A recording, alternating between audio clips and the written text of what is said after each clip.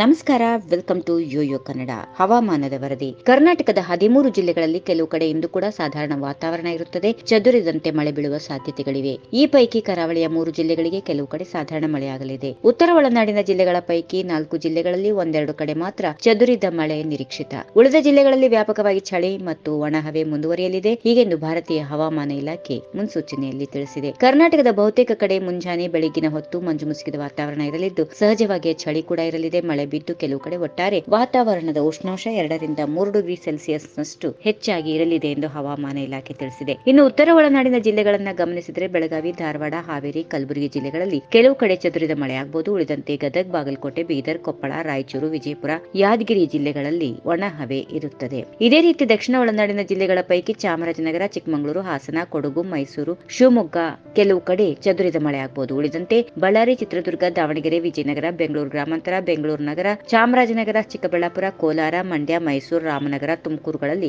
ಚಳಿಯ ವಾತಾವರಣ ಇರಲಿದೆ. ಕರ್ನಾಟಕದ ರಾಜಧಾನಿ ಬೆಂಗಳೂರು ನಗರ ಮತ್ತು ಬೆಂಗಳೂರು ಗ್ರಾಮಾಂತರ ಭಾಗದಲ್ಲಿ ಇಂದು ಮಳೆ ಇರಲ್ಲ, ಆದರೆ ಕೆಲವು ಕಡೆ ಮೋಡ ಕವಿದ ವಾತಾವರಣ ಇರುತ್ತದೆ. ಚಳಿ ಮತ್ತು ಒಣಹವೆ ಮುಂದುವರಿಯುತ್ತದೆ. ಕೆಲವು ಪ್ರದೇಶಗಳಲ್ಲಿ ಮುಂಜಾನೆ ಹೊತ್ತು ಮಂಜು ಮುಸುಕಿದ ವಾತಾವರಣ ಇರುತ್ತದೆ. ವಾತಾವರಣದ ಕನಿಷ್ಠ ತಾಪಮಾನ 18 ಡಿಗ್ರಿ ಸೆಲ್ಸಿಯಸ್ ನಷ್ಟು ಮತ್ತು ಗರಿಷ್ಠ ತಾಪಮಾನ 27 ಡಿಗ್ರಿ ಸೆಲ್ಸಿಯಸ್ ನಷ್ಟು ಇರುವ ಸಾಧ್ಯತೆಗಳಿವೆ ಎಂದು ಭಾರತೀಯ ಹವಾಮಾನ ಇಲಾಖೆ ತಿಳಿಸಿದೆ. ಜನವರಿ 13ರವರೆಗೆ ಉತ್ತರ ಭಾರತದ ಪಂಜಾಬ್, ಹರಿಯಾಣ, ಚಂಡೀಗಢ ಮತ್ತು ರಾಜಸ್ಥಾನದ ಭಾಗಗಳಲ್ಲಿ ವಾತಾವರಣ ಸ್ಥಿರವಾಗಿರಲಿದೆ. ವಾತಾವರಣದಲ್ಲಿ ಗಮನಾರ್ಹವಾಗಿ ಯಾವ ಬದಲಾವಣೆ ಇರೋದಿಲ್ಲ. ಇಂದು ಮತ್ತು ನಾಳೆ ಉತ್ತರ ಪ್ರದೇಶ, ಉತ್ತರಾಖಂಡ್, ಮಧ್ಯಪ್ರದೇಶ, ಜಾರ್ಖಂಡ್, ಒಡಿಶಾ, ಬಿಹಾರದ ವಿವಿಧ ಭಾಗಗಳಲ್ಲಿ ಮಂಜು ಬೀಳಲಿದೆ. ಈ ಮಂಜು ಮಧ್ಯಾಹ್ನದವರೆಗೂ ಆವರಿಸಿ ಇರುತ್ತದೆ. ತಮಿಳುನಾಡು, ಆಂಧ್ರಪ್ರದೇಶದ ದಕ್ಷಿಣ ಕರಾವಳಿಗಳಲ್ಲಿ ಮಳೆಯ ಪ್ರಮಾಣ ಹೆಚ್ಚಿರುತ್ತದೆ. ಇನ್ನುಳಿದಂತೆ ರಾಜ್ಯದ ಒಳನಾಡಿನ ಕೆಲವು ಕಡೆಗಳಲ್ಲಿ ಹಗುರ ಮಳೆ ಬೀಳಲಿದೆ. ಕೇರಳದಲ್ಲಿಯೂ ಹಗುರ ಮಳೆಯ ನಿರೀಕ್ಷೆಗಳಿವೆ.